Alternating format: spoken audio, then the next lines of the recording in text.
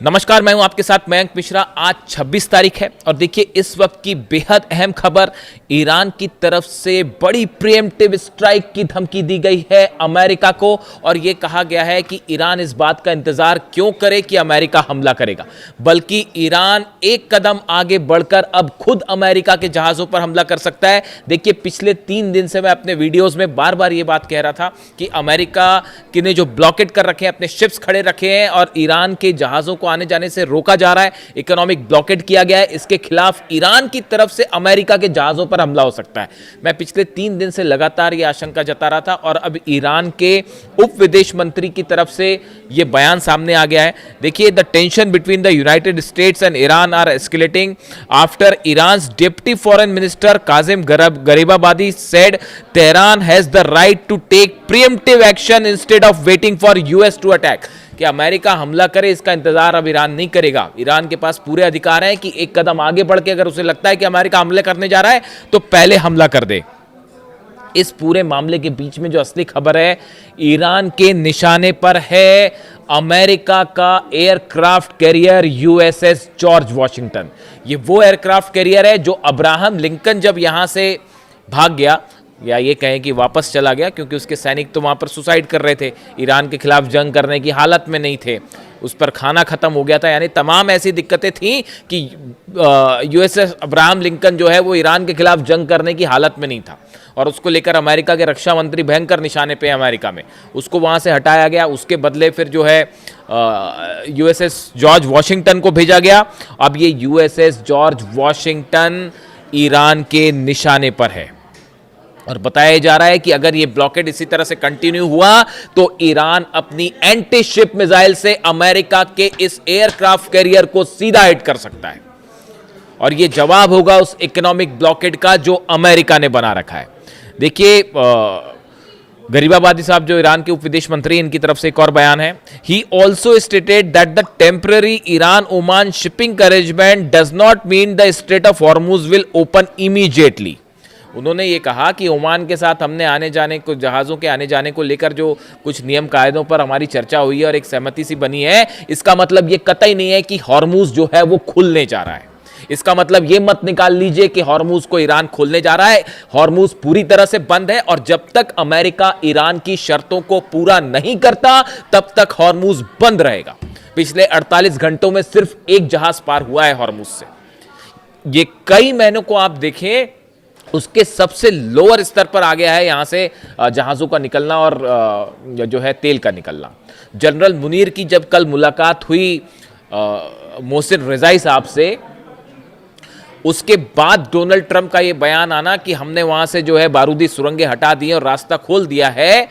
Donald Trump का यह बयान बता रहा है कि ईरान ने मुनीर के प्रस्ताव को ठुकरा दिया है, जो प्रस्ताव डोनाल्ड ट्रंप ने भेजा था। असल में देखिए, कहा जा रहा है कि डोनाल्ड ट्रंप ने जो है वो मुनीर से फोन पर बात की जाने के पहले और अपने कुछ प्रपोजल्स लेके भेजा था, मुनीर को ऑफर लेकर भेजा था, जिसमें कहा गया था कि हम अपना ब्लॉकेड हटा देंगे और जो है जो सैंक्शंस, नए सैंक्शंस लगाए गए हैं वो भी हटा देंगे, आप हॉर्मुज खोल दीजिए। यानी छटपटा रहा अमेरिका और डोनाल्ड ट्रंप हॉर्मुज खुलवाने के लिए। ये हकीकत है।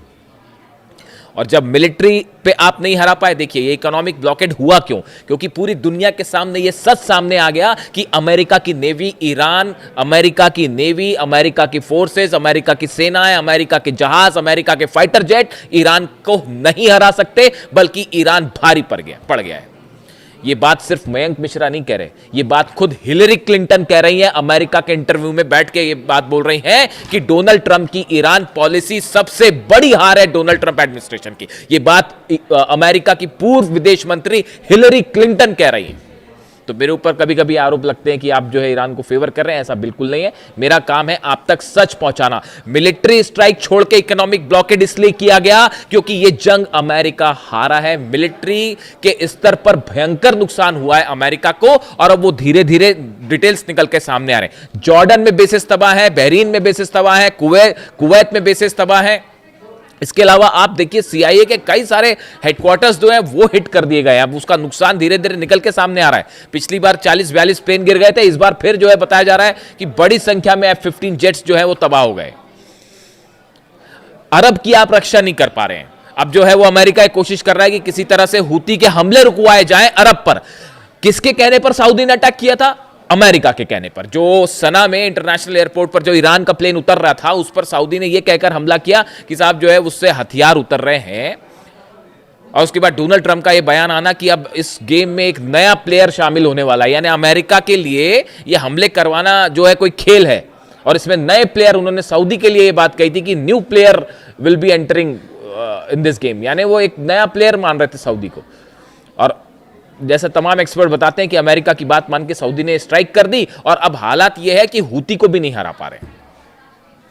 ईरान तो छोड़ दीजिए, ईरान तो बड़ी दूर की बात है, हूती ने कल फिर एक जहाज ठोक दिया सऊदी का, और वो भी मिसाइल मार के, वो ड्रोन भी नहीं, मिसाइल स्ट्राइक हुई। अमेरिका के अब्राहम टैंक्स जो हैं यमन में, अमेरिका के अब्राहम टैंक्स हैं जो कि सऊदी को दिए गए, सऊदी ने ही वो यमन की सेना को दिए, उस टैंक के ठीक ऊपर जो है वो ड्रोन स्ट्राइक करी हूती ने, और वो पूरा टैंक तबाह हुआ, उसके अंदर धमाका हुआ, उसकी तस्वीरें वायरल है। यानी आप देखिए अमेरिका की जो मिलिट्री पॉलिसी है, इसकी धज्जियां उड़ा दी है ईरान ने। और जब ये कुछ नहीं कर पाए, तब ये इकोनॉमिक ब्लॉकेड वाला खेल शुरू हुआ कि इकोनॉमी को रोकने की कोशिश करेंगे। असल में इसके पीछे अमेरिका की और अमेरिका की मिलिट्री की बहुत बड़ी करारी हार छुपी हुई है। तमाम दुनिया के एक्सपर्ट्स ये राय रख रहे हैं, और अमेरिकन्स भी इस राय को रख रहे हैं। सीनेट में बात कही जा रही है, अमेरिका के सांसद आरोप लगा रहे हैं कि डोनाल्ड ट्रंप, आप ये जंग हार चुके हैं, आपने अमेरिका का सबसे बड़ा नुकसान कर दिया है।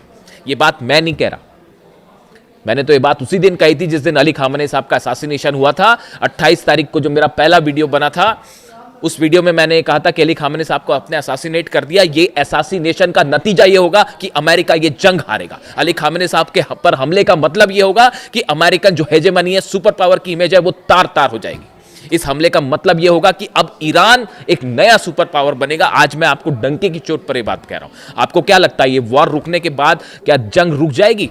हर क्षेत्र में ईरान में तेजी से डेवलपमेंट होगा। जब तक ईरान के ऊपर सैंक्शंस नहीं हटेंगे, ये जंग नहीं रुकने वाली। और आप देख लीजिएगा, कोई चारा नहीं है ईरान के तेल को फ्री करने के अलावा। वो जमाने चले गए जब एक देश दूसरे देश को दबाता था, उस पर मिलिट्री एक्शन करता था। ये ईरान के साथ संभव ही नहीं है। रूस और चीन पीछे आके खड़े हो गए। तमाम देश जिसके ऊपर डोनाल्ड ट्रंप सैंक्शंस लगा रहे हैं, सबका गुस्सा फूट रहा है। यहां तक कि कनाडा ने भी ईरान के स्टाइल में जवाब दे दिया डोनाल्ड ट्रंप को कि टैरिफ का बदला टैरिफ होगा। 50% तुमने टैरिफ लगाया, 50% हम भी तुम पर टैरिफ लगाना चाह रहे हैं। मिलिट्री हार हो रही है, इकोनॉमिक पॉलिसीज की हार हो रही है, टैरिफ की हार हो रही है। खुद सुप्रीम कोर्ट टैरिफ को इलीगल बता चुका है। रशिया चाइना ने कह दिया हम तुम्हारा जो सैंक्शंस लगा रहे हो आप ईरान के ऊपर, हम उसको मानेंगे ही नहीं। ये तो हालात है। अब ऐसे में चेतावनी आई है ईरान की कि अपना यूएसएस जो जॉर्ज वॉशिंगटन है एयरक्राफ्ट कैरियर, वो निशाने पर है, बचा के रखना उसको। और गरीबाबादी जो है उप विदेश मंत्री वो भी कह रहे हैं, want that the waterway could remain closed if Iran's conditions are not met. अगर ईरान की शर्तें पूरी नहीं की गई, हमेशा बंद रखेंगे हॉर्मुज को। और लंबी हम लड़ाई करने के लिए, इकोनॉमिक आपका वॉर जो है चलता रही है, हम 2 साल तक लड़ने के लिए तैयार हैं। ये सोच रहे थे अमेरिका की ईरान डर जाएगा और समझौता कर लेगा, उन्होंने कह दिया हम 2 साल तक आपका ये जो इकोनॉमिक ब्लॉकेड हम झेलने के लिए तैयार है, देख लेंगे, जो भी वॉर होगा वो देख लेंगे। अब ये यूएसएस जॉर्ज वॉशिंगटन है, ये निशाने पर है। ये खबरें खुफिया सोर्सेज से, डिफेंस इंडस्ट्रीज जो होती है उसमें वायरल है। अमेरिका का वो एयरक्राफ्ट कैरियर है जो न्यूक्लियर एनर्जी से चलता है। इसमें 2 रिएक्टर्स हैं, इसकी वजह से इसको फ्यूल की ज़रूरत नहीं पड़ती, ये काफ़ी लंबे समय तक चल सकता है।